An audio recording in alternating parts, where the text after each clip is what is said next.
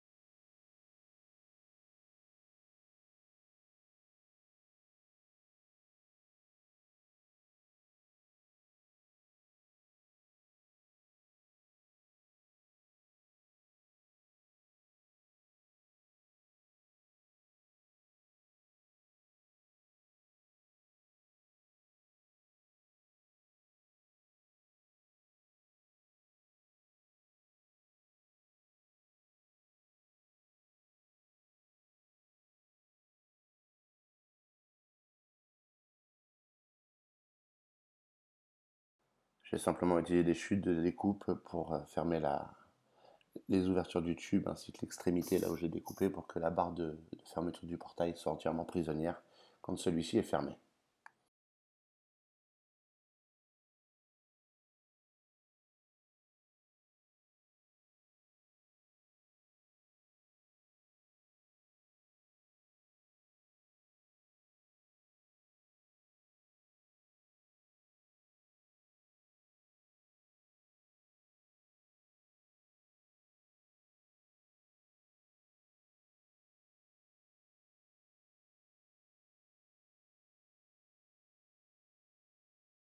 Après avoir longuement laissé la pièce refroidir, parce que c'est pas de l'acier très épais et qu'il avait beaucoup chauffé, je suis allé le présenter sur le portail, j'ai mêlé la peinture, l'émérite ça tient pas mal, et ensuite il a suffi de la souder en place, à peu près à l'horizontale. Là encore, c'est pas une science exacte.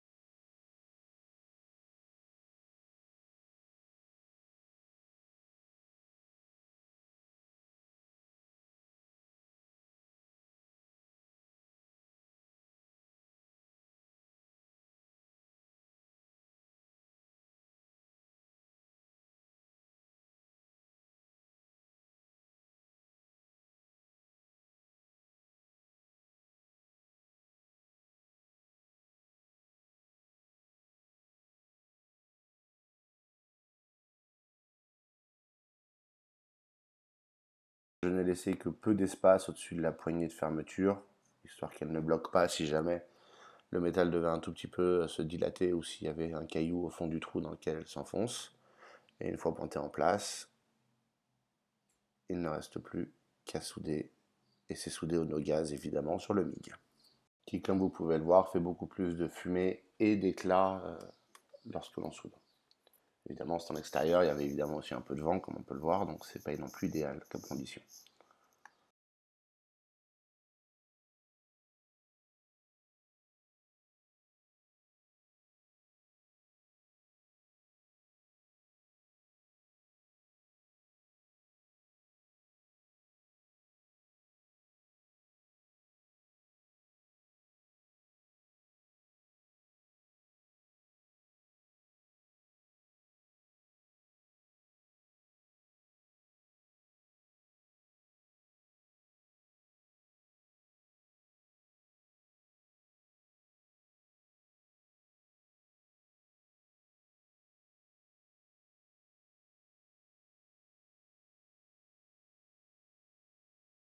La soudure terminée, c'est parfaitement solide, je peux moi-même monter dessus et ça ne plie pas. Et ça permet de bloquer l'ouverture du portail par pression simple. Le seul problème, c'est qu'il faut maintenant faire très attention à ses tibias quand on l'ouvre.